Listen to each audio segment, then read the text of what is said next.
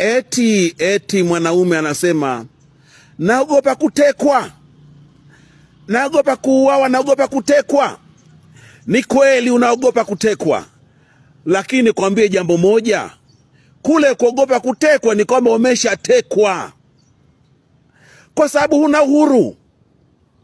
Huna uhuru. Mtu anayeogopa hana uhuru. Mtu mwenye hofu hana uhuru. Mwanaume akikosa uhuru, hata uume wenyewe unasinyaa.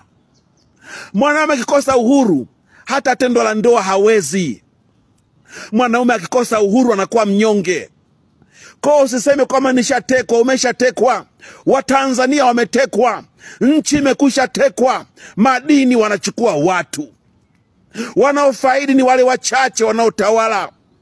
Kwa nini? Kwa sababu kwa nguvu na kwa bunduki wanaomiliki, iliyonunuliwa kwa kodi ya wananchi, wameshatuteka.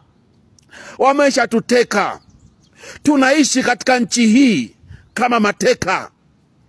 Kila mtu hajui kama atafika kesho, kwa sababu hao waliotuteka ndio wenye uhuru wa nani avute pumzi na nani asivute pumzi, nani afe na nani asife.